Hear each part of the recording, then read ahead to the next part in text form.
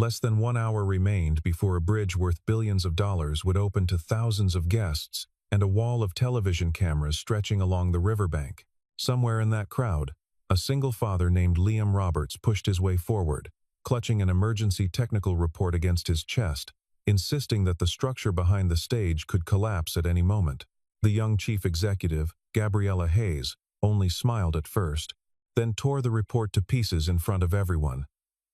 letting the pages scatter across the platform while she ordered security to remove him. Nobody standing there that morning could have guessed that 53 minutes later, the governor of the state would arrive with an emergency shutdown order, turning a celebration meant to define a career into the biggest scandal of the year. Liam Roberts was 38 years old, a structural engineer with more than 15 years of experience, and the kind of man who noticed things other people walked straight past without seeing at all. He raised his daughter, Emma, alone, a bright 8-year-old girl who had learned long ago that her father kept his promises even when keeping them cost him something. Years earlier, Liam had worked on some of the largest bridge projects in the region, respected for his precision and for his refusal to sign off on anything he had not personally verified with his own hands. That respect had a price attached to it that few people ever saw. When he discovered that a previous employer had falsified inspection records to save money on a separate project, he reported it through every proper channel he could find, and within months he was quietly pushed out of the company entirely. Colleagues who had once trusted his judgment without question stopped returning his calls within weeks of the scandal becoming public. Job offers that should have come easily to a man with his record simply never arrived, and Liam slowly understood that telling the truth in his industry sometimes carried a heavier penalty than the lie itself ever did. Since then he had lived simply, taking small independent consulting jobs wherever they appeared, fixing what he could, flagging what he could not, and spending most evenings teaching Emma how numbers and steel and pressure all told the truth if a person only knew how to listen properly. He never spoke to her about the company that had pushed him out, not because he was ashamed, but because he refused to let bitterness become something she carried alongside him. That particular morning began like almost any other, with Liam driving Emma to school along the same route he always took, the radio low, her backpack balanced on her knees as she quizzed him on multiplication tables for a test later that week. The new bridge came into view, exactly as it always did at that bend in the road, its towers gleaming under the early light. Banners already strung along the railings for the grand opening scheduled later that day. He slowed without quite meaning to, the way any trained engineer slows near a structure they have never personally inspected. And something in the rhythm of the traffic ahead of him felt subtly, undeniably wrong in a way he could not yet name. He noticed an expansion joint, sitting at an angle slightly different from the others around it. He noticed a faint sag running through one of the main steel girders, barely visible unless a person knew precisely where to look for it. He noticed a low vibration moving through the road surface that did not match the weight or speed of the vehicles passing over it, and a hairline crack spreading slowly across the deck near the support column closest to the riverbank. None of these things alone would have alarmed a casual observer. Together, in the particular language Liam had spent 15 years learning to read, they formed a single, unmistakable sentence. He pulled over onto the shoulder, told Emma gently to stay buckled in for just a moment, and stepped out to walk the perimeter of the bridge with the small diagnostic kit he still carried in his trunk out of old habit. He took stress readings at several points along the main span, checking each number twice against the readings he remembered from the original design specifications. He photographed the crack from 3 different angles, the light catching its edges in a way that made his stomach tighten. He measured the deflection in the girder a second time, certain the first number had to be a mistake, hoping for it even as he already suspected otherwise. It was not a mistake. The stress levels were well beyond the safety margin the design had allowed for. And if the bridge carried the volume of traffic expected for an opening day celebration packed with buses, news vans, and thousands of pedestrians, the load could trigger a failure beginning at the weakest support column and spreading outward within seconds. Liam stood very still for a moment, looking at the numbers on his small screen, then looked up at the bridge itself, as though it might somehow contradict what the device in his hands had just told him. It did not. He checked his watch, and felt the ground shift slightly beneath his understanding of how the rest of the morning would unfold. The ribbon-cutting ceremony was scheduled to begin in 90 minutes, and thousands of people were already on their way toward it. He called the bridge management office first, his voice calm and professional, the way he had trained himself to sound even when every part of him wanted to shout. He explained who he was, what he had measured, and why it mattered, and was told politely that someone would pass along his message to the appropriate department. He called the construction firm next, reaching an assistant who promised the same thing in a slightly more rushed tone, distracted by the noise of preparations happening somewhere behind her. He called the State Department of Transportation last, working through every contact number he still had saved from his years in the industry, hoping that one familiar voice somewhere in that system would recognize his name and take him seriously. Each call ended the same way, with promises and polite deflection, and no one willing to actually look at the data he was offering to send. One engineer on the other end of the line laughed quietly before hanging up, asking whether Liam was simply trying to get his name back in the news after everything that had happened at his old company. Nobody asked to see the photographs. Nobody asked where the stress readings had come from or how recently they had been taken. Liam sat in his car outside Emma's school after dropping her off, staring at the images on his phone, replaying each dismissive conversation in his mind, and slowly made a decision that felt less like courage and more like the only option left to him. If no one behind a desk would listen, he told himself, then he would go directly to the people standing on that stage, in front of the cameras, where ignoring him would no longer be quite so easy. By the time he reached the ceremony site, the crowd had already swelled into the thousands, spilling across the access road and onto the grassy embankments lining the riverbank. Flags lined the approach in long bright rows, snapping gently in the morning wind. A stage had been built near the foot of the bridge, decorated in the company's blue and silver colors, positioned exactly where the cameras would catch the new structure rising dramatically behind the podium. Reporters from several networks had already set up their equipment along a roped-off section near the front, testing audio levels and adjusting lenses, while producers checked their watches. Investors mingled near the front rows in tailored suits, shaking hands, posing for photographs beside the bridge they had helped fund, laughing easily in the way people laugh when they believe the hardest part of a project is already behind them. Local officials waited in folding chairs reserved with small paper signs bearing their names, chatting quietly among themselves about lunch reservations scheduled for later that afternoon. Liam stood at the edge of all of it for a long moment, the report folder pressed against his chest, watching people he did not know celebrate beneath a structure he believed was already failing beneath their feet without their knowledge. He told himself, almost desperately, that surely, once the right person saw the numbers, the ceremony would simply pause.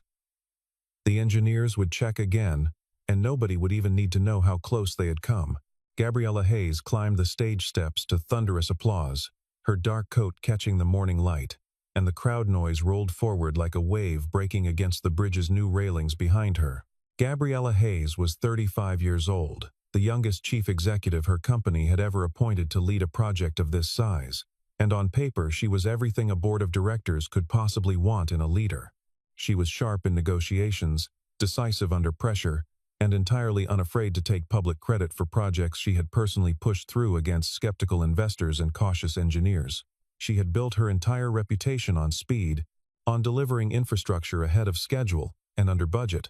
and the bridge rising behind her that morning was meant to be the crowning achievement of her career, the structure that would carry her name into every future boardroom for the rest of her professional life. Her flaw, if she had one buried somewhere beneath all that confidence, was not arrogance exactly, though it could easily be mistaken for it from a distance. It was a complete and unquestioning faith in the people she had hired to handle the details beneath her. The engineers and project managers she trusted absolutely to tell her the truth.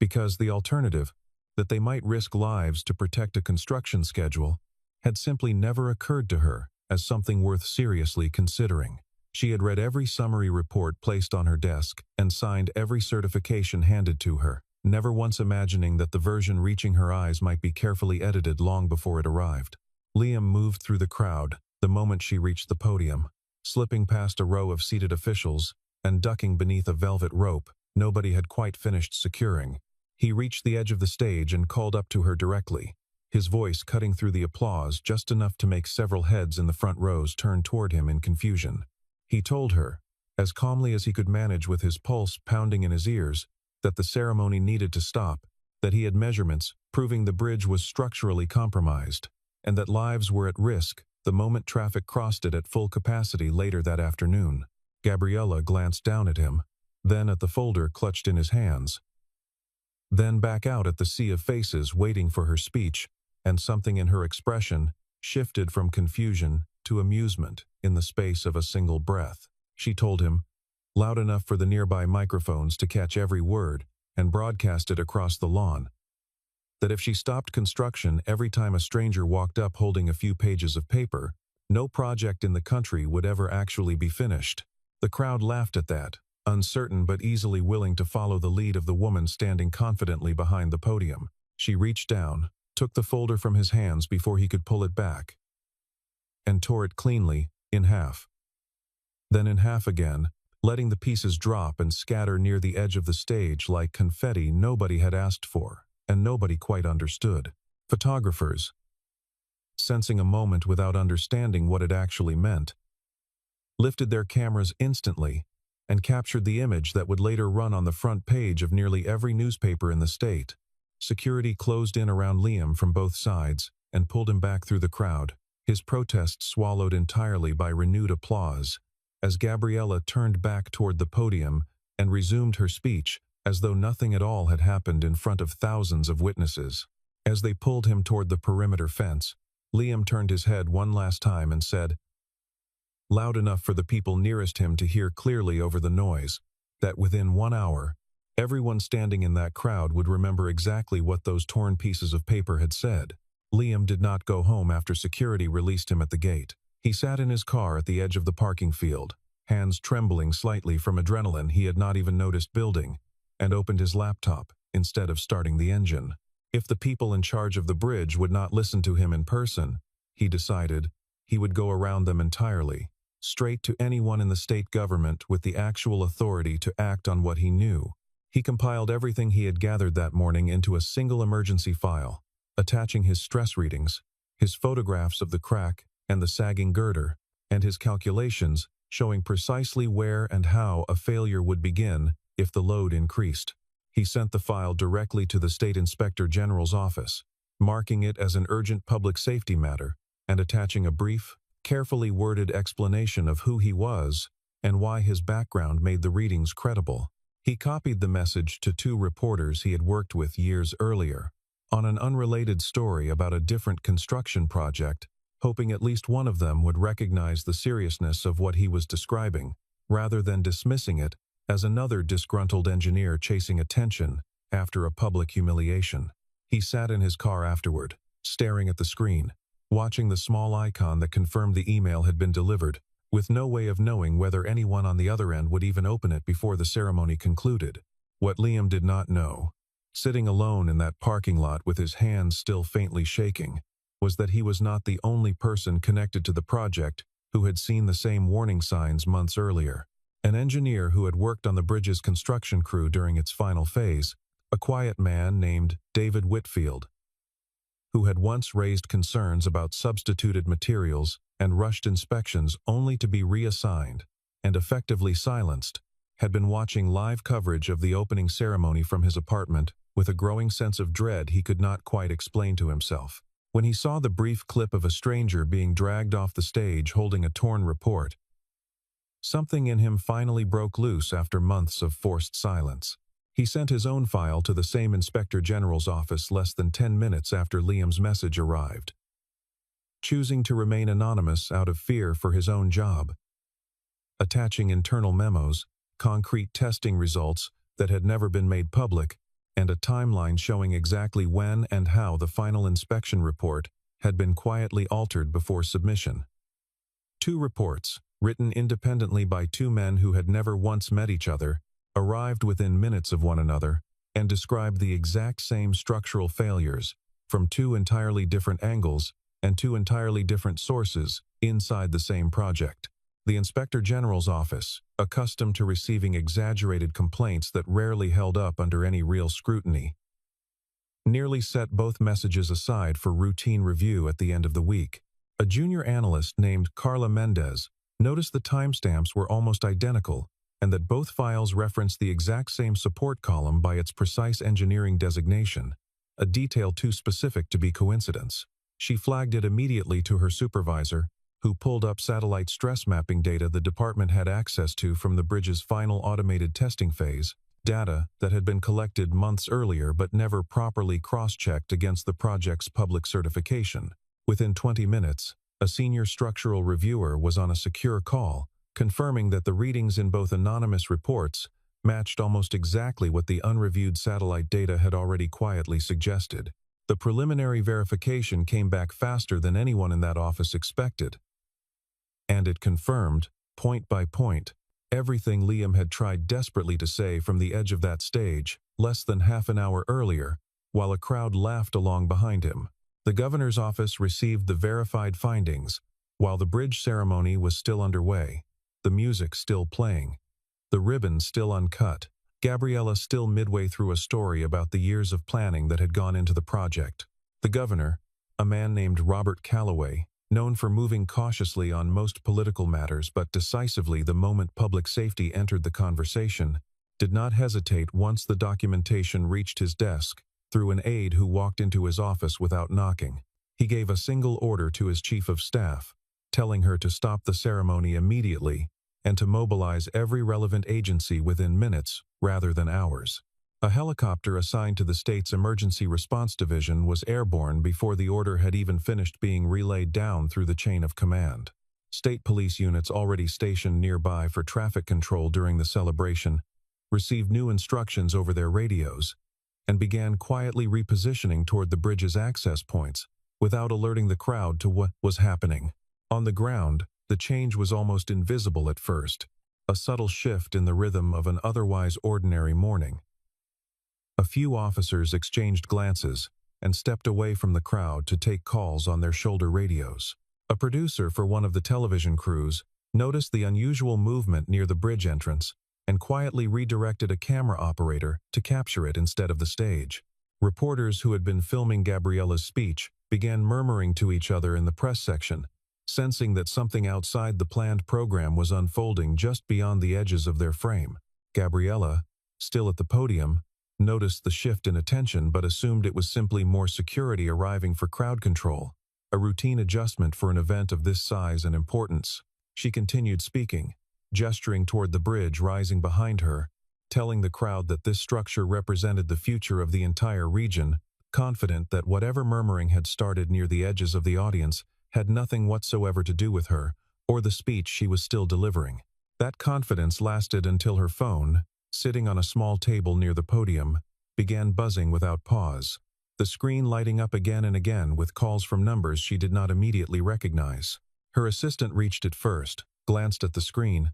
and went visibly pale before walking quickly toward the podium with the phone already pressed to her ear, mouthing words Gabriella could not quite make out over the noise of the crowd surrounding them. When Gabriella finally took the call herself, stepping briefly away from the microphone, the voice on the other end identified itself as the governor's office and delivered a single sentence that ended her speech far more abruptly than any heckler in that crowd ever could have managed. The emergency shutdown order had already been signed, the voice told her calmly, and the bridge needed to be cleared of all personnel and vehicles immediately, pending a full structural review by state engineers. Gabriella stood frozen near the edge of the stage for a long moment, phone still pressed to her ear, the crowd in front of her still waiting expectantly for her to continue, completely unaware that the celebration had already quietly ended somewhere behind the scenes. She finally turned back toward the microphone and, in a voice considerably less steady than it had been minutes earlier,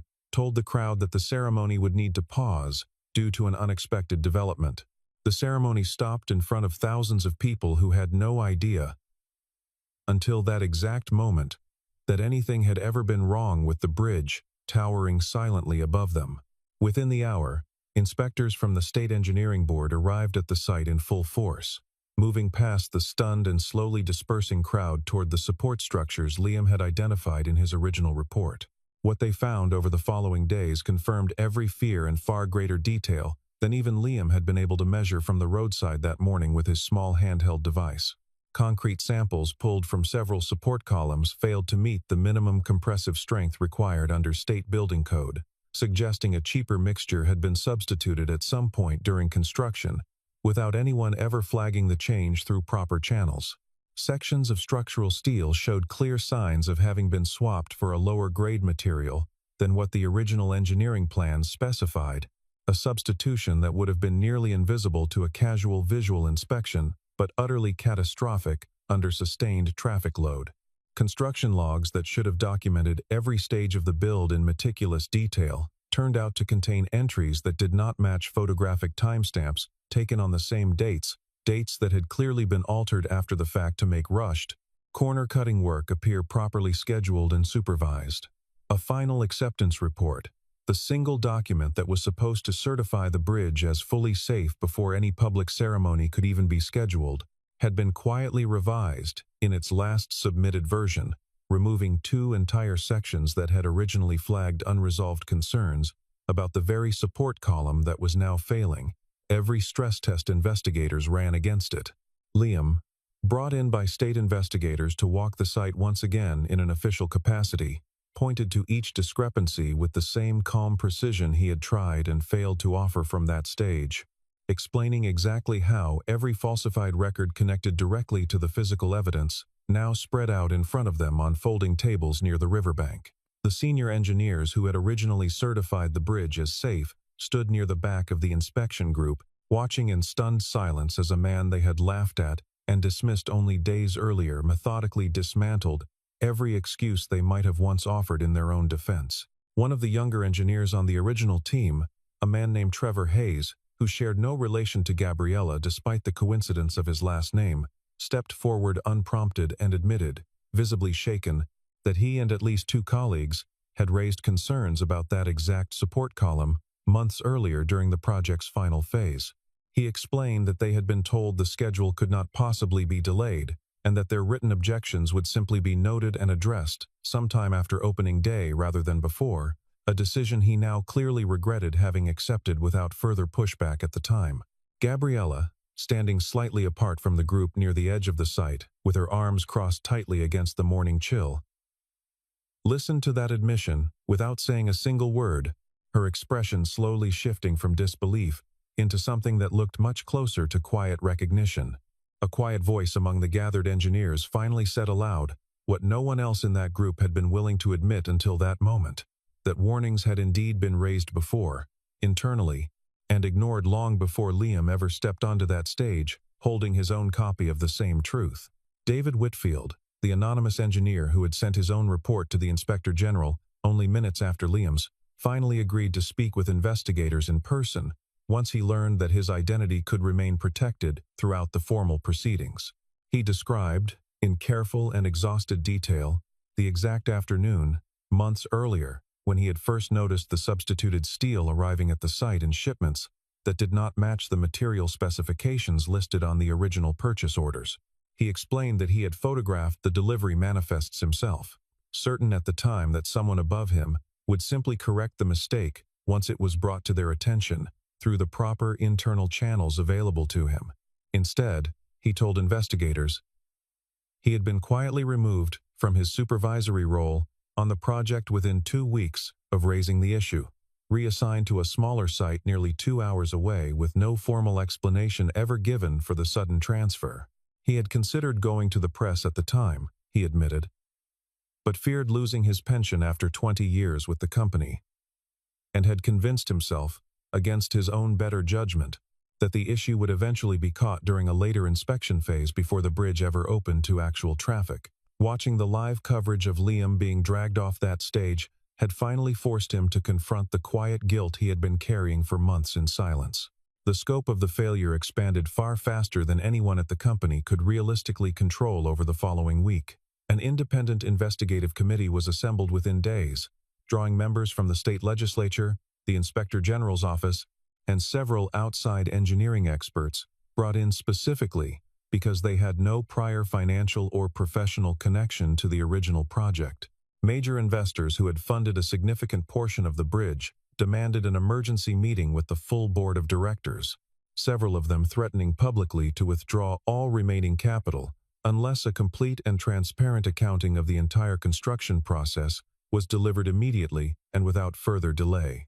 Newspapers that had run glowing front-page coverage of the opening ceremony only days earlier began publishing follow-up stories with a dramatically different tone, placing the now infamous photograph of Liam being dragged off the stage directly beside new photographs of cracked concrete samples pulled from beneath the bridge's foundation. Television segments that had once mocked the disruption as an embarrassing distraction now replayed the same footage with somber narration, asking pointed questions about how a man with such specific, accurate expertise could have been so easily dismissed and ridiculed by company leadership in front of thousands of witnesses and cameras. The project's construction director, a man most directly responsible for overseeing daily work on site throughout the build, stopped answering calls from both the company and the investigation committee within 48 hours of the shutdown order being signed. When investigators attempted to access his company email account for records related to the unauthorized material substitutions, they discovered that large sections of his correspondence from the final months of construction had already been permanently deleted from the system. The central server containing backup logs for the entire project had been locked down under an unfamiliar administrative account just hours before the ceremony had even begun that morning, a detail that immediately raised serious questions about premeditation rather than simple negligence. For a brief and tense period, it looked as though the most critical piece of evidence, connecting the falsified records to a specific decision-maker, might simply vanish before investigators could prove definitively who had given the original orders to cut corners. Liam, however, had spent years building a habit that now mattered more to the outcome of this case than anyone, including Liam himself, could have fully predicted at the time. Since his experience years earlier at his previous employer, he had made it a strict personal rule to keep independent copies of any documentation he gathered during any project, stored carefully on his own devices and backed up regularly, regardless of who technically owned the original files involved. Months before the opening ceremony, while doing unrelated consulting work near the bridge site for a completely different client, he had quietly photographed several stages of the construction out of nothing more than professional curiosity, never once imagining those casual images would later serve as the only surviving record of work that the company's own official logs now claimed had never occurred at all. Those backups, dated and clearly time-stamped months in advance of any controversy, quickly became the backbone of the investigation's entire timeline, once the company's primary records proved hopelessly unreliable or deliberately incomplete. As investigators methodically cross-referenced Liam's old photographs against the deleted server logs and the altered construction timeline, a name long buried beneath layers of careful management approval finally began rising slowly to the surface of the entire investigation. The name belonged to a regional operations director named Patrick Sawyer, a man who had approved the original material substitution order 18 months earlier in exchange for a faster delivery timeline that allowed the company to claim an early completion bonus written into its original contract with Stata. Sawyer had left the company quietly only weeks before the ceremony, accepting a position with an unrelated firm in another state, a move investigators now believed had been carefully timed once he learned through internal channels that questions were finally beginning to surface about the project's final inspection. He was eventually located and brought in for formal questioning, where he initially denied any knowledge of the substitution before financial records subpoenaed from his former assistant proved otherwise beyond reasonable doubt. Gabriella spent the following days locked in her office, reviewing every document the investigation committee released to the full board, reading reports she had once signed without a second glance, now searching them line by line for anything she might have carelessly missed the first time around. She discovered, piece by piece and folder by folder, that several of her most trusted senior staff members had deliberately filtered the information reaching her desk, presenting carefully summarized versions of inspection reports that conveniently omitted the specific written warnings raised by junior engineers months earlier in the project's timeline. She had trusted those summaries completely, believing without question that the people working directly beneath her would never risk human lives simply to protect an aggressive construction schedule. Only now, sitting alone late into the night with stacks of contradicting paperwork spread across her desk, did she begin to understand how thoroughly that misplaced trust had been quietly used against her by people she had personally promoted. She kept returning, almost against her own will, to the image that had been printed across nearly every newspaper in the state that week. Herself standing confidently on that stage, tearing a stranger's desperate warning into pieces, while a crowd of thousands laughed along beside her. She remembered, more clearly each time she replayed it in her mind, the look on Liam's face in the seconds before security finally pulled him away from the stage entirely. She also remembered, with a discomfort she could not quite shake, how easily she had dismissed him, simply because he did not arrive through the proper channels, did not wear the right credentials around his neck, and did not look like the kind of expert she had grown accustomed to trusting in glass conference rooms. She wondered, more than once during those long nights, how many other warnings over the years had been dismissed for the very same shallow reasons before they ever had a chance to reach her desk at all. It was an uncomfortable question, and she found she could not put it down once it had taken hold of her. It had not been anger in his expression, she realized slowly. It had been something closer to quiet disappointment, as though he had genuinely expected better from the person standing above him, and had not been entirely surprised in the end when she failed to deliver it. For the first time in her entire professional career, Gabriella felt something she had rarely allowed herself to feel openly in either public or private settings, a genuine and unguarded sense of regret that had absolutely nothing to do with how the moment had looked on camera, and everything to do with how close those torn pages had actually come to costing real lives that morning. She asked her assistant to quietly locate Liam's contact information through the investigation committee's official channels, and when the meeting was finally arranged for a quiet Tuesday afternoon, she arrived at his small consulting office without any of the entourage that normally followed her to public appearances. She told him, as plainly and directly as she could manage, that she owed him an apology far larger than mere words could properly carry, that she had let her unquestioning certainty in her own hand-picked team blind her completely to a danger sitting directly in front of her that morning. Liam listened without interrupting even once, his hands folded calmly on the small desk between them, then told her,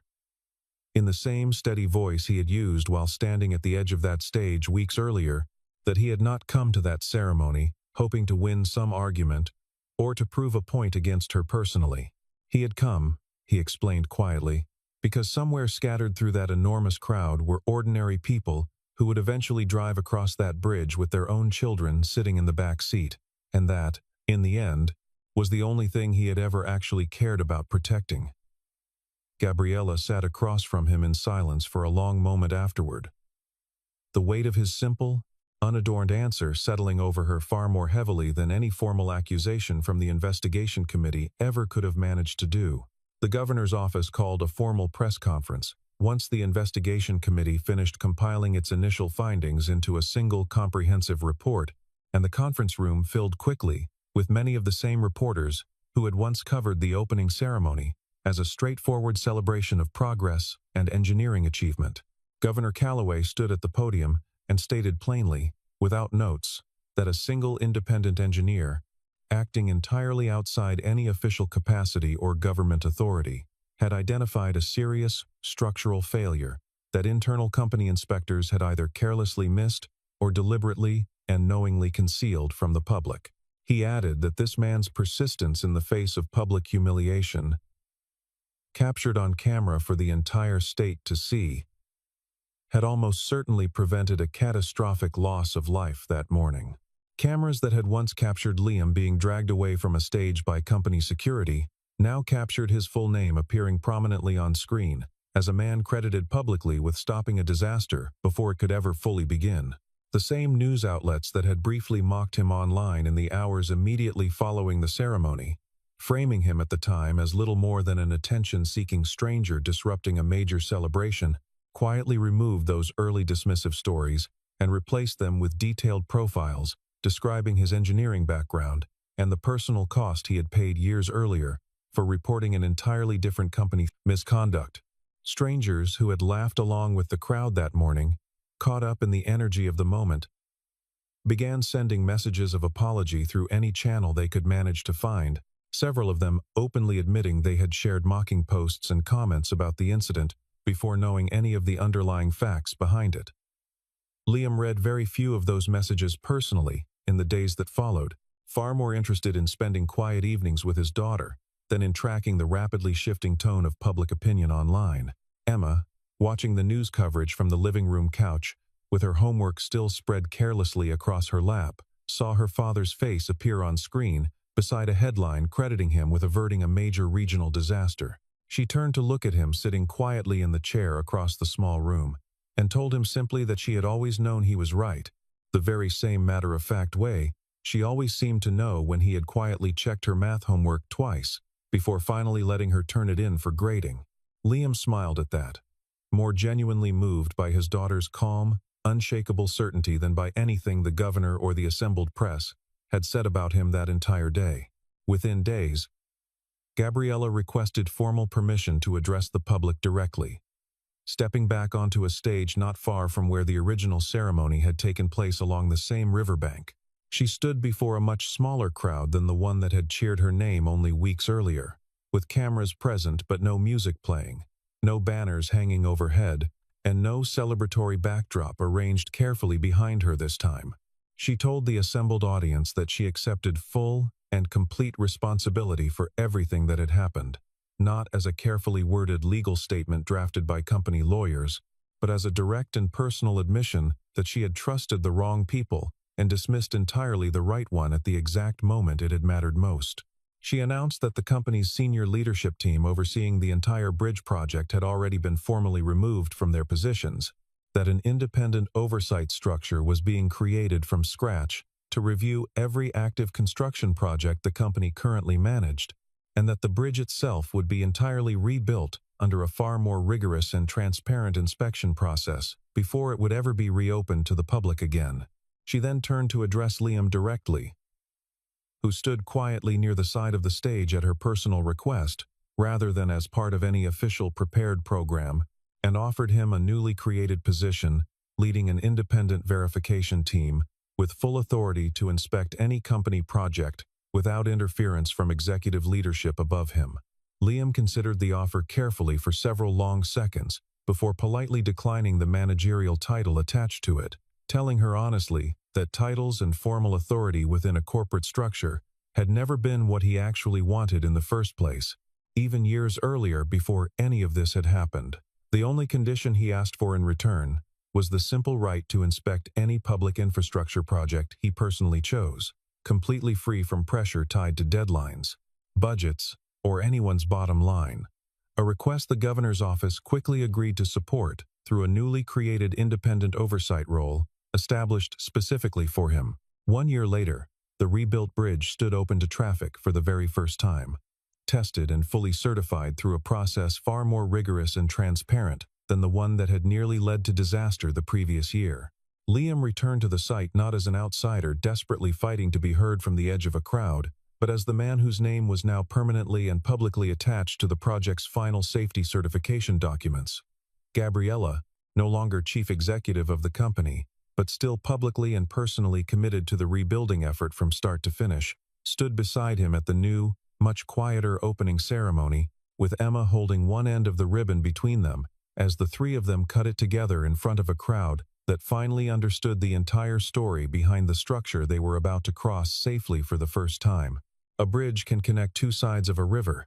but only the truth, spoken plainly and held to without compromise, can ever truly rebuild the trust between people who were once willing, even briefly, to look away from it.